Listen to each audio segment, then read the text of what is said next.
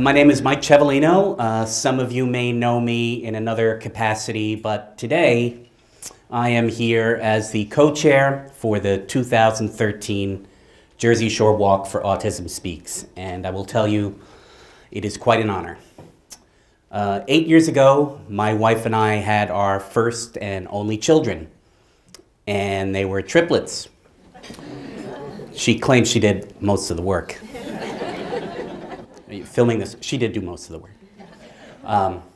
But it was early on that we realized something was wrong with our daughter, Francesca, who we call Frankie.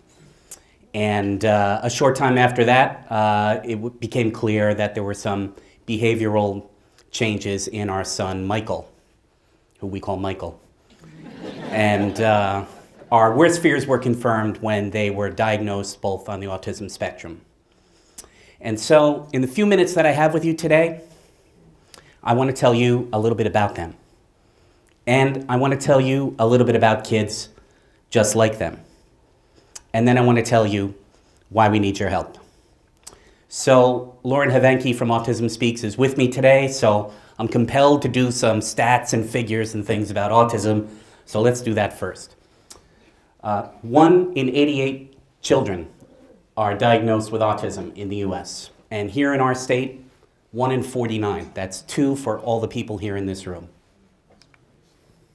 Every 11 minutes, another child is diagnosed with autism. And obviously, those statistics tell us what? That the costs on all of us as a society are crippling. To these statistics, I'll add the following.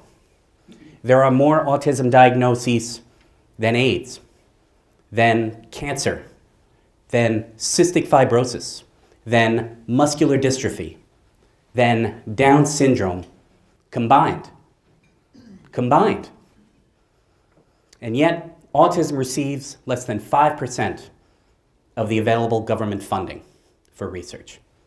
And the most alarming statistic of all, there's no cure.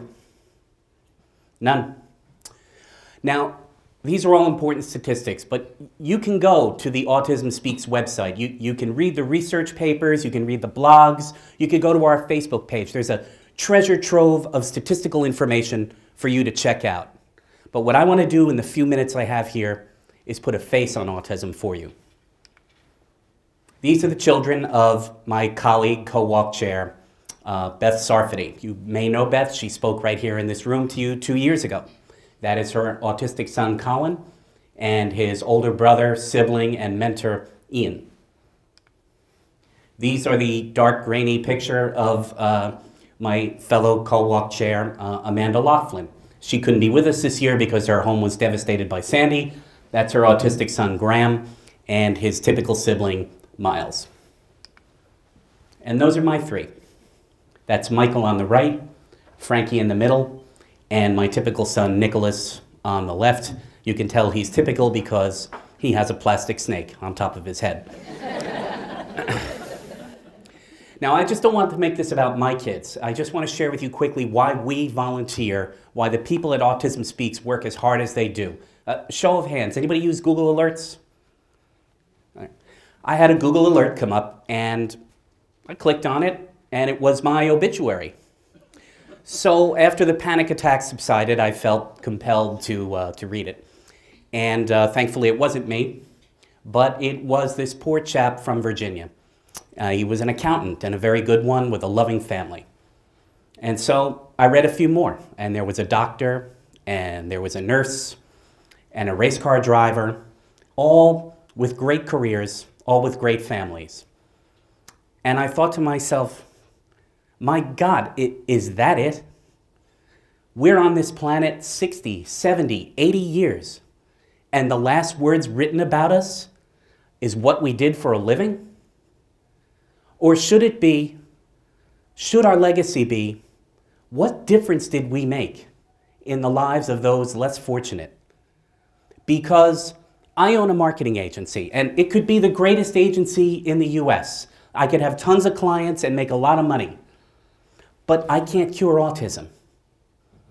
But working with my co-walk chairs, I can raise awareness for autism. Working with Lauren and the people from Autism Speaks, I can raise money for research, for housing, for critical services that families now have to pay for out of pocket. And working with all of you, I can do that and so much more. Now, as we sit here today, there are a lot of smart folks, scientists, researchers, trying to find a cure. I can't tell you when that will happen. I can't tell you when these costs will go down. But if you become a corporate sponsor, I can promise you two things. Number one, you'll leave here today with a feel-good feeling, with a bounce in your step.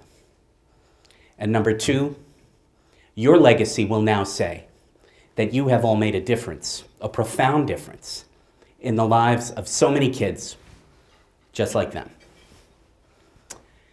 And so, I know what question you want to ask me. Mike, what corporate sponsorship opportunities are available?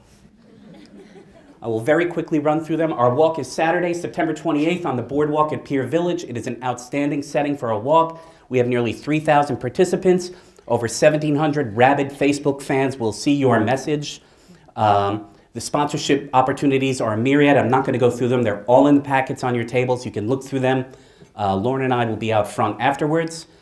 You can start your own walk team or volunteer on walk day. We certainly have no shortage of opportunities for volunteers. April, this is timely because April is Autism Awareness Month.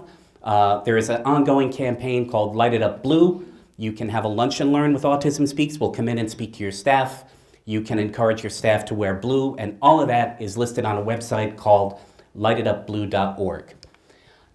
This year is the third annual New Jersey Shore 5K run. We had over 300 runners last year. We expect many more this year. You can sponsor, or you can start your own team, or you can run with my team, Team North Beach. We'd be delighted to have you. But whatever you do, we need your help. So please check out the sponsorship opportunities available, and please make a profound difference in the lives of all these kids. And I thank you.